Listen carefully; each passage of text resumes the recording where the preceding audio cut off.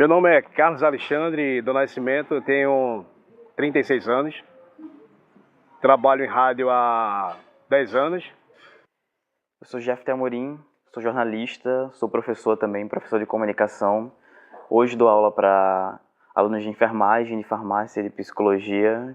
Eu fui abandonado pelos meus pais. Eu fui abusado sexualmente.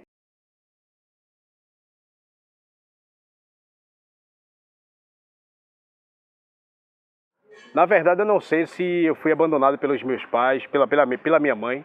A história que me contam, e inclusive a minha mãe adotiva hoje que me conta é o seguinte: é que eu fui abandonado, na verdade fui encontrado pela minha mãe adotiva, Maria das Graças do Nascimento, dentro de uma caixa, ali na antiga fábrica da Torre, que é uma... Hoje já não funciona mais essa fábrica de tecelagem. Mas na época era uma fábrica de tecelagem, na qual a minha mãe adotiva trabalhava na época, e na hora do almoço ela passou por trás da fábrica e ela viu ou ouviu um choro de um gato, que ela fala, um gato, talvez de um gato, né? E quando ela se aproximou dessa caixa, no meio dos lixos, ela abriu essa caixa e eu estava lá, ainda com cordão umbilical. Ela me levou para casa. Na época ela estava noiva de um marinheiro. E sabemos que o namoro de antigamente para os dias de hoje é totalmente diferente. Então, quando o noivo dela chegou à noite para eles namorarem, ela sentou com ele, conversou, explicou a situação. E já que eles estavam já prestes a se casarem, ela perguntou a ele se eles poderiam me adotar aquela criança que ela achou. Ele, de imediato, disse que não queria adotar uma criança, queria um filho dele, de sangue dele. E aí ele chegou para minha mãe, na época, e disse assim: ó, você vai ter que escolher entre mim ou ele. Então ela terminaram ali o relacionamento e ele saiu, e até hoje ela nunca casou, nunca teve nenhum relacionamento com nenhum homem. Eu passei por algumas situações de abuso durante a infância. Durante a infância eu cresci em um bairro que era um bairro de periferia, em Ponte dos Carvalhos, que é um bairro do Cabo de Santo Agostinho, onde eu nasci e vivi boa parte da minha vida. Até me casar praticamente eu morei lá e tenho um afeto muito forte pela minha cidade. Mas durante a infância algumas coisas aconteceram que foram moldando um pouco as minhas experiências de mundo e eu acabei passando por algumas situações de abuso.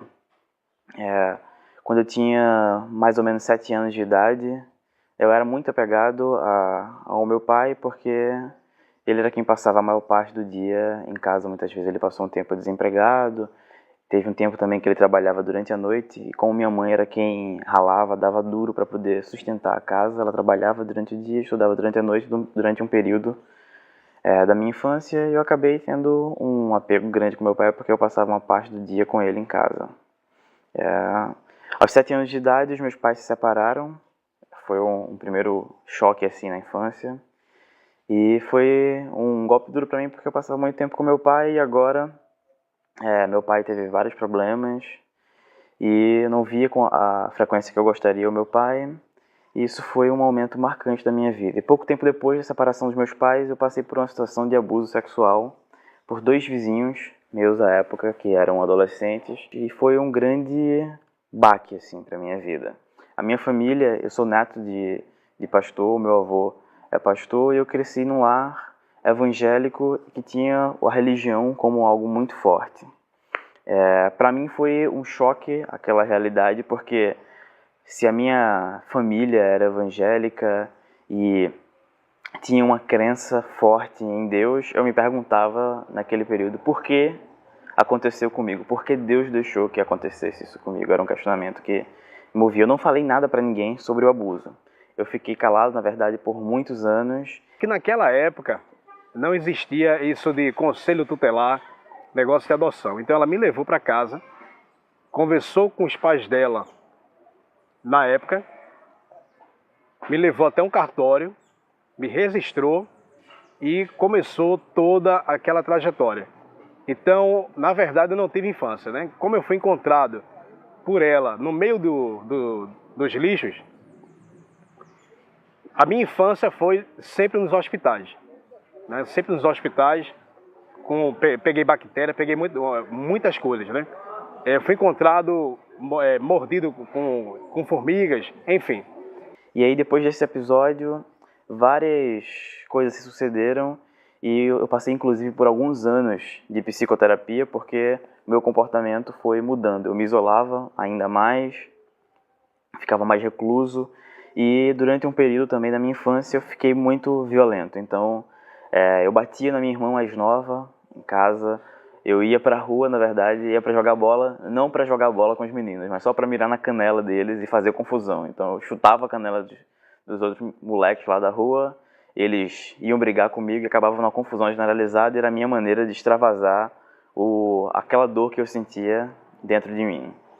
Pouco tempo depois também eu acabei conhecendo o movimento punk, que tinha alguns eventos e tal à tarde, algumas bandas que tinham lá no bairro. Foi quando eu comecei a conhecer o rock, o punk, o metal, e a música pesada foi também um lugar de refúgio para mim nesse período, porque toda aquela fúria que eu sentia eu conseguia extravasar na música sem precisar bater em ninguém, nem sem precisar ir jogar bola para chutar a canela de ninguém.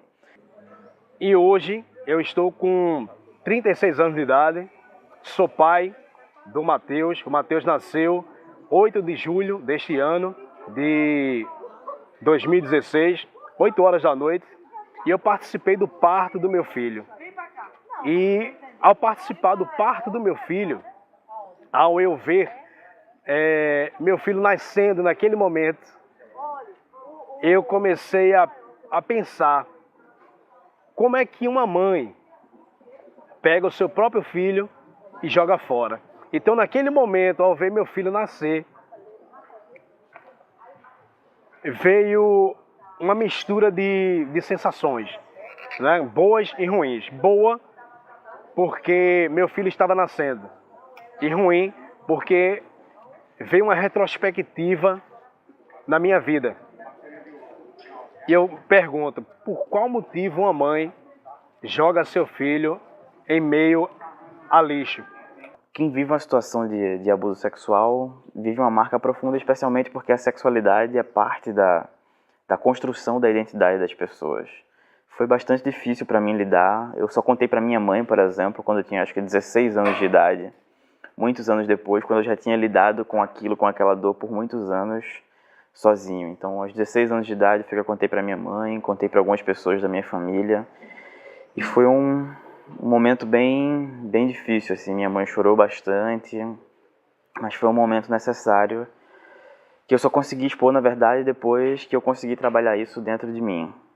Depois disso, eu acabei indo trabalhar com crianças em situação de rua. Eu acredito que quando a gente vive uma dor, a gente tem duas formas de lidar com uma dor. Ou a gente acaba sofrendo aquela dor e se amarra aquela dor e afunda, ou a gente transforma aquela dor numa forma de lutar e de ajudar pessoas.